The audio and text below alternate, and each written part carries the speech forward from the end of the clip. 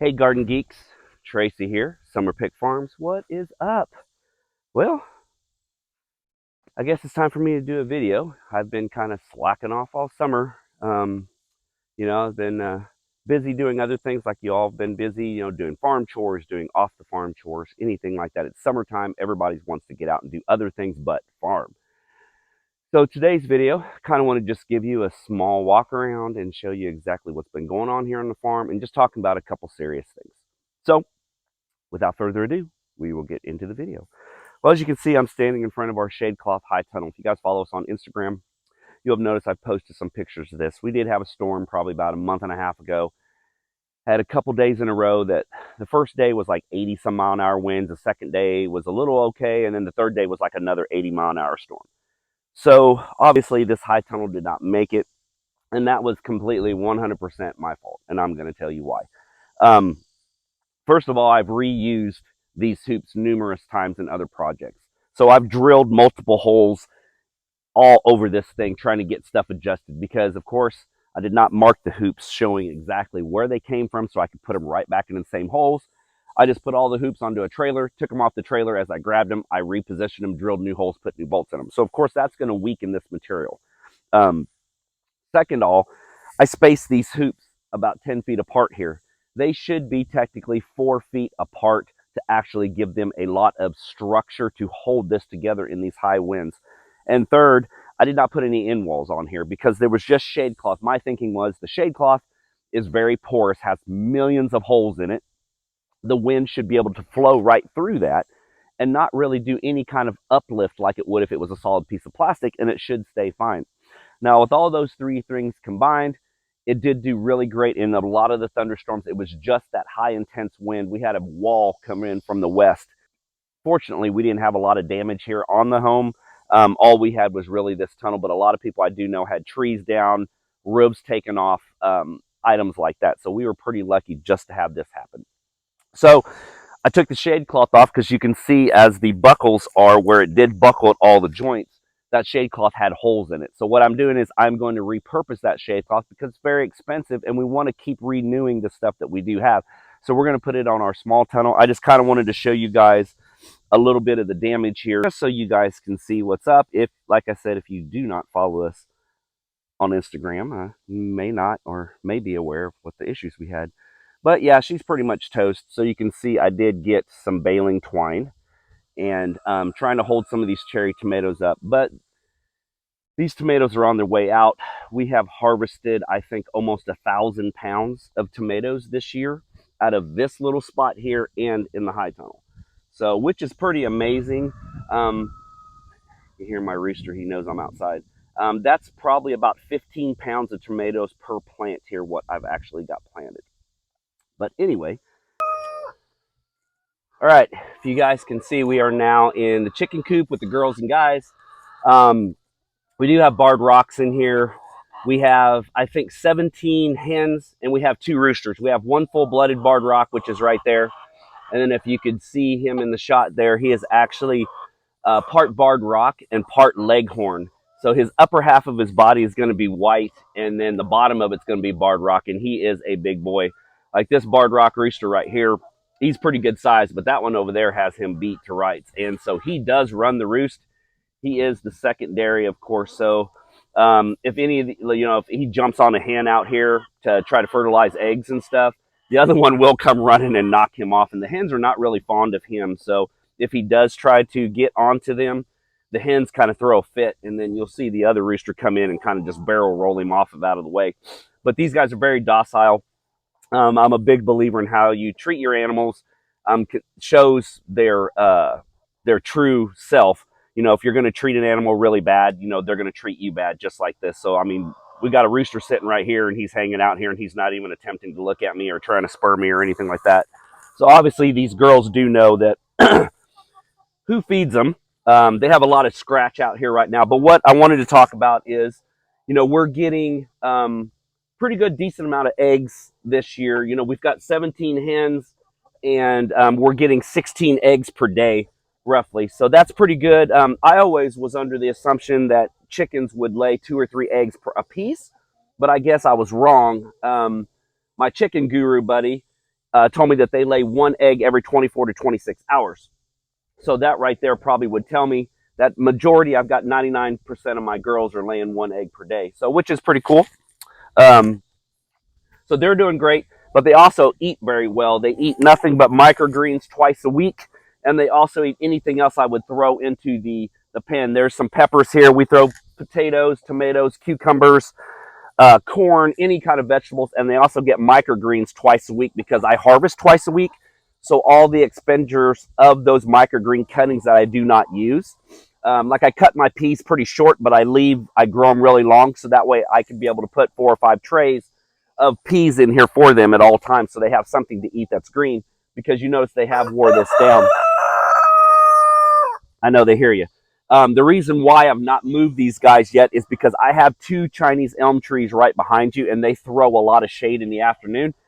And with us having these hot temperatures in June, July, August, going into September, I did not want to take a chance of losing any of our birds. And so far, we have been very lucky to not lose any. They're very healthy, which we are very fortunate. You can hear there's one in there laying right now. So I kind of left them here so that way they would get the shade. But I also put one of these 10 by 10 pup tents up here also on the low setting, and I've got their water underneath of it and their feed underneath of it. So they do have a place to escape the heat of the summer to try to keep them cool. So that's one thing you always want to try. You always want to remember when you're grazing your birds like this and poultry netting or anything like that, you want to make sure you give them plenty of shade and plenty of water. What we started doing was taking a rubber tote and filling it up with ice water and leaving it here. In the heat of the day, yes, the ice is going to melt, but the water will be super cold. And my understanding is chickens and birds will uptake the coolness in their feet because they can't sweat or anything. So that way they'll, I don't know what the correct word is, but they will actually cool off by cooling off their feet like you would if you put a bottled water or something around your neck or between your legs there to hit those main blood vessels to actually cool your body off. So it's just pretty cool. I just thought I'd kind of show you the flock. We haven't talked about it in a while. Like I said, I haven't been on YouTube for a month or so. And so I just want to kind of walk around and kind of show you what's going on in my world.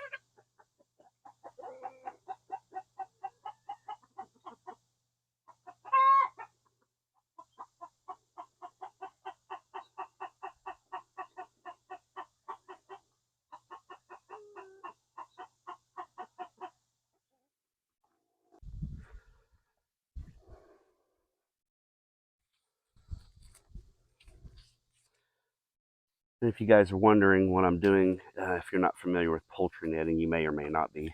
Um, this poultry netting is electrified, of course. So you've got one long piece of either 100 foot, 144 foot, however you want to connect them together.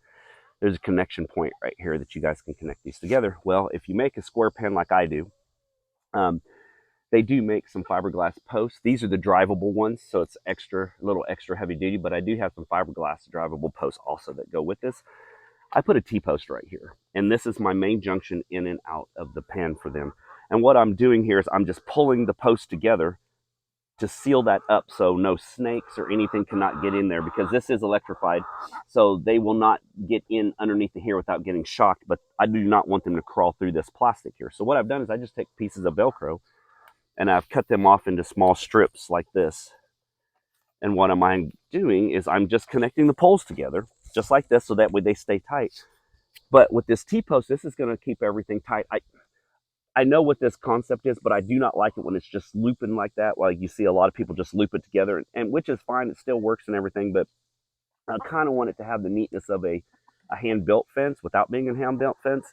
So what I've done is like I put the T-post here, and I grab my 2 connection points, and I run the Velcro through it, and then I just pull it not super tight, but just a little taut here, and then I Velcro the post around the T-post here to kind of, you notice how that pulled that up. Then I take my two ends and I just loop them together like this, tie them together in that connection point. Then I grab my clamp off my electric fence charger. I have power, ran from the house. I did not get a solar powered one. For one, I did not have the money at the time to buy the expense of a solar powered fence charger. So what I did was I just bought a really, really good quality one for about $100 online. Very good quality, comes with high ratings and stuff. It's 1.2 joules. The fence says you want to stay within 0.5 to 2 joules, and it's got to be what they call a intermittent pulse. So which means is it sends out a pulse, a pulse, a pulse, a pulse like that instead of just constant on, because it will burn the netting up if it stays constant. So that pulse right there gives it time to cool down before the next pulse comes. I think it's every like half a second you get a pulse, or every second you get a pulse, or something like that. I'd have to look up the specs, but and then I just got some clamps off of Amazon. A black one's got a ground rod that I put in there, and then my red one, of course. So I've got power run from the house out here. Makes it quick and easy. I also have an extension cord ran to one high tunnel, an extension cord ran to the chicken coop itself, and I do have a fan in there to blow air inside of there constant while the girls are in there laying, or they're in there flocked up at night. Anyway, you just take the end of your red connector here, you touch it on there, and you are good to go. So now the fluffy butt hut is all secure for the day, and we are going to go on with something else. All right, so this is the little tunnel. Of course, you guys know that. You guys have been in here 100 million times. Nothing in here. Like I said, I took some of the lettuce. I tried to get lettuce to grow here in the summertime. It's way too hot. I didn't have any shade cloth. Of course, that's the shade cloth now that was from the outside tunnel here. So what I've done, I've left it bare. I went ahead and put compost and fertilizer in these two beds going forward, knowing that I was going to put a fall crop in here. This bed here I have not touched. So unfortunately, I haven't done good market farmer advice that I give. You always want to keep the ground covered. That way it does not dry out. You always want to keep it watered. So once again, I don't even take my own advice. But anyway, this little tunnel is going to get ready here. When it starts to cool down, we have had way over 100 degrees. I think yesterday was 111 here, which was a record in the state of Kansas. Today is supposed to be like 103, and that's the actual temperature, not the heat index. And I know some of y'all live in the South. You guys are laughing at me laughing at us right now, saying, "Oh my God, I cannot believe you guys are complaining about that." That is hot here for us in Kansas. We are not used to that many 100-degree days in a row. So we do get them, but we are not used to them. So that does entail we do not grow the next season thinking it's going to be 2 weeks of 100-degree weather out here, or we would have a lot of shade cloth. But as you can see here, I have mowed now all the peppers and all the zucchini and squash because they are dead, because it is super, super hot. And even watering them outside, they have been pretty trashed. So as you can see, my corn, it's so hot, I haven't even picked corn yet. And of course, all the corn is now no longer good because it is way past its picking prime. So once again, you know, I failed again as a market farmer, and I'm just, well, we don't sell this anyway. This corn here, sounds like a locust. This corn here we grow for ourselves, just for us to put up for the winter. So luckily, I have a lot of good friends that are farmers in our markets and stuff like that I can get corn from our farmers market every Saturday. So I'm pretty lucky in that, and I knew that going in. So when I did not get to this, because this was not a priority for me, I knew I may have to reach out to other farmers to purchase products, and which is fine, because that's exactly what you should be doing, supporting your local friend and farmers. But yeah, so like I said, on this channel, I always show you the good and the bad, and so you can see the weeds, which are bad. Then you can see the corn, which is bad. So yeah, we're just going to leave it at that. But you know, it's okay. When it comes down to things, I briefly touched about this on Instagram, and I had a buddy last night at the farmer's market, one of my really good friends, reach out to me and say, "Man, you need to, you'll be okay. Everything is going to work out, you know." And when I heard that, it kind of confused me, because I was thinking, why that didn't sound like anything bad. But then I think maybe people would take that bad. We talked about, like we do every year, we always talk about on-farm depression. And you know what that is, or growing blues or summertime blues or anything like that. What that is to me is, without being technical, it's just, you know, you get a little overwhelmed with stuff. It's hot. Your kids want to go to the lake, go swimming, do that. You've got stuff to do. You got chores to do. You got garage stuff to do. You got yard work to do. You're trying to market farm. You're trying to do this thing by yourself and really pull off and really succeed at doing this. You get a little stressed out. You know, life stresses you out, unfortunately, and it always does. It doesn't matter what job you do, where you live, what you do, if you grow, if you don't grow, whatever, you still get stressed out. That's what this is. It's like a gardening blues, or, you know, you just get down sometimes because crops fail, because there's a couple reasons why they just didn't fail. They failed because you didn't water them. They failed because you didn't talk to them every day. They failed because you didn't touch them every day. I mean, that's, and then you get upset about it, and then you get depressed, and then you leave it alone, and then the weeds grow up, and then you get really depressed, and then it's just like a vicious cycle until wintertime comes, kills it all off. And then you got to be inside all winter thinking about, gosh, I wish I could be outside and garden right now. So that's what eventually what we were talking about on the Instagram post. It wasn't meant to be like any kind of reach out for help or anything like that, if you guys took it that way, because it was not intended to be that way. It was more intended for people just to understand, hey, I'm in the gardening blues right now. So, you know, just like all you all, things get out of control.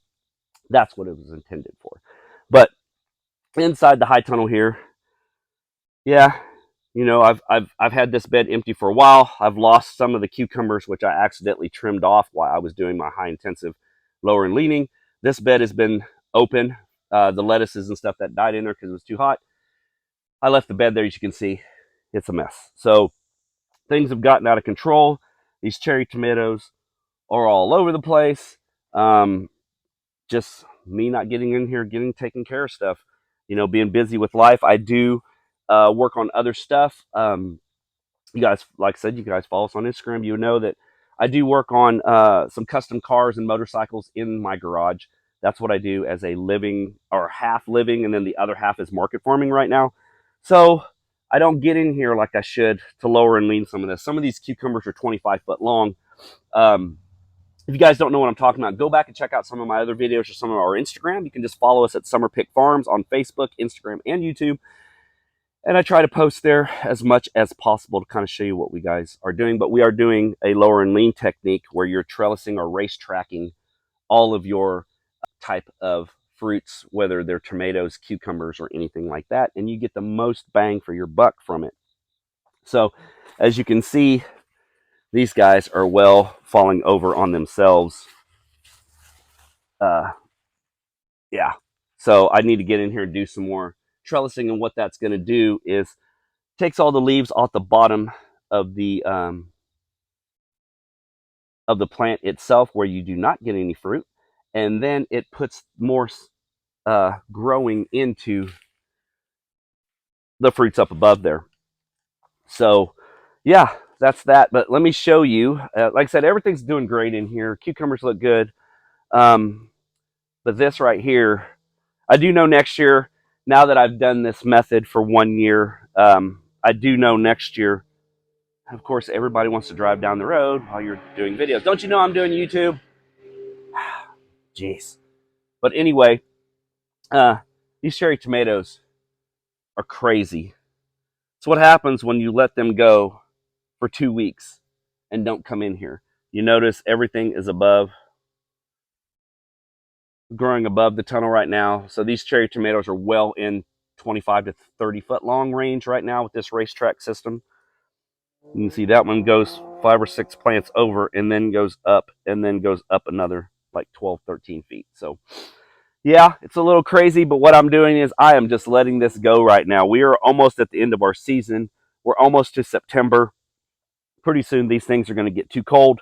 But as right now, they're still blooming and they're still putting on fruit. So I am going to just let them do their thing. I'm not going to get OCD about this, which I could, which I have.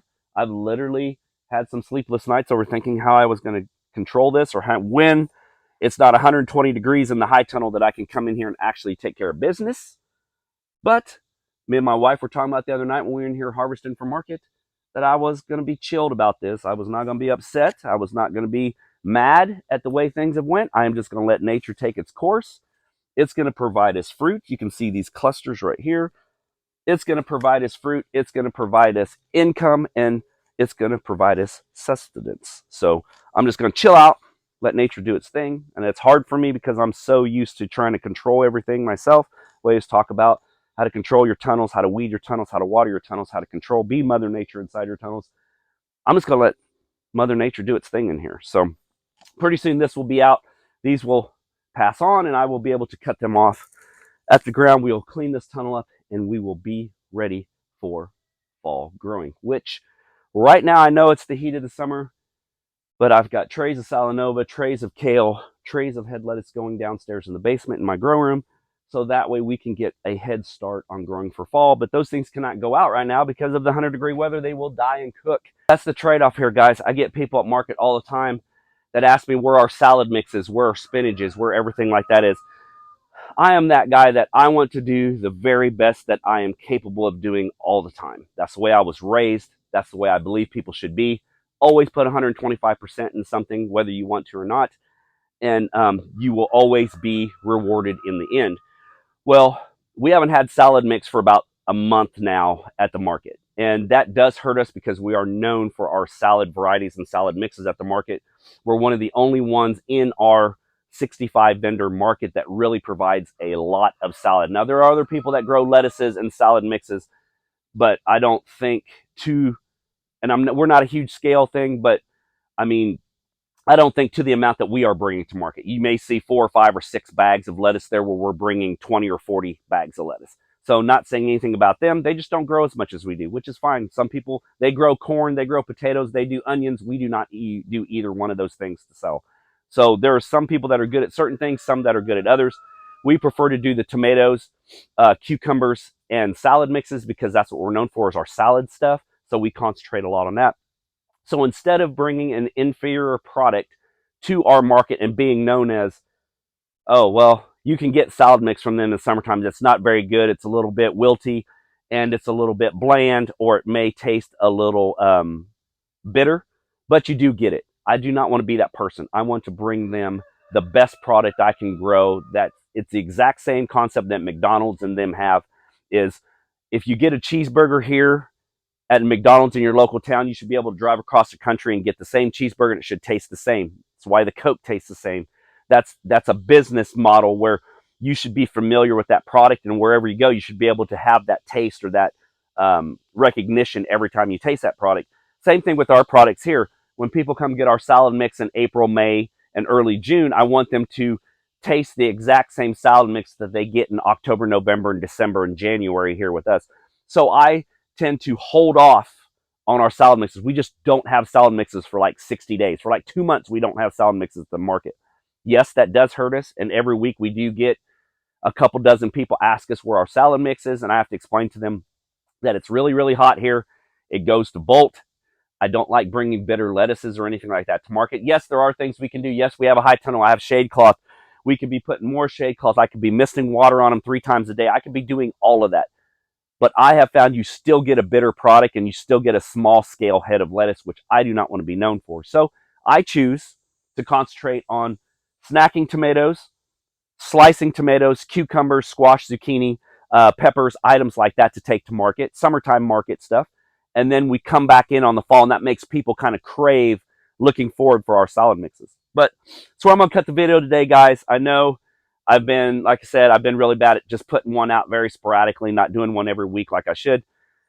I've just been stressed out about things, been a little farm depressed about some other things, and just really haven't felt like putting a video out. So I do apologize to all of my subscribers that I have not been reaching out to them.